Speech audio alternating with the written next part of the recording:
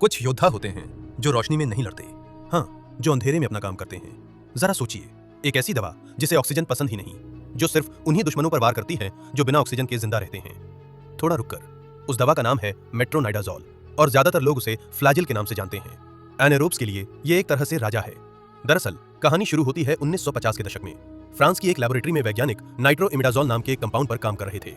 उसी काम से एक मॉलिक्यूल बना जो सबसे पहले ट्रिकोमोनियासिस के इलाज के लिए आया।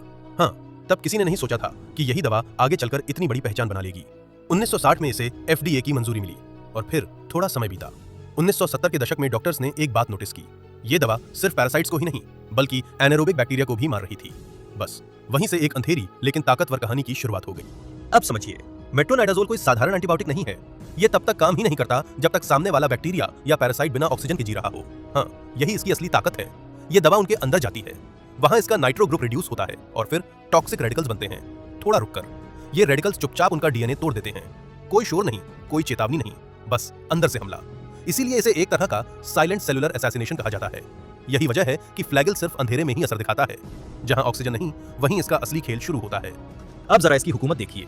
एब्डोमेन इन्फेक्शंस हों, स्किन के गहरे इन्फेक्शंस हों या फिर GIN इन्फेक्शंस, हर जगह इसका इस्तेमाल हुआ। ट्रिकोमोनाइसिस, जियार्डिया, अमीबियासिस, इन सब के लिए ये एक डर बन गया। यहाँ तक कि सी डिफ कोलाइटिस में भी कभी यही पहला सिपाही हुआ करता था। थोड़ा रुककर H पाइलोरी के खिलाफ भी गया, लेकिन अकेले नहीं, कॉम्बो थेरेपी के साथ। और हाँ, स्किन की बीमारी रोसेशिया में भी इसका टॉपिकल इस्तेमाल हुआ। अब डोजेस की बात करें।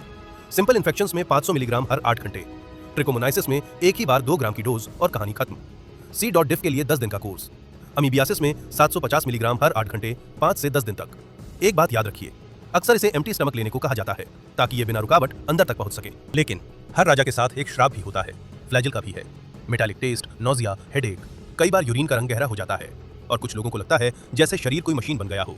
सबसे बड़ा नियम, अल्कोहल बिल्कुल नहीं। हाँ, अगर पी ली तो डाइसल्फिराम रिएक्शन आ सकता है। तेज वॉमिटिंग, फ्लशिंग, दिल की धड़कन का तेज हो जाना, जैसे शरीर खुद विरोध कर रहा हो।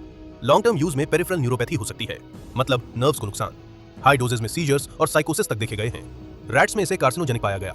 ह्यूमंस में रिस्क कम है, लेकिन फिर भी डॉक्टर्स के मन में एक डर रहता है। प्रेगनेंसी में इसे सेफ माना जाता है, लेकिन फर्स्ट ट्राइमेस्टर में नहीं। ये वॉरफेरिन और लिथियम के लेवल्स बढ़ा सकता है। ब्यूसल्फान के साथ टॉक्सिसिटी का खतरा रहता है।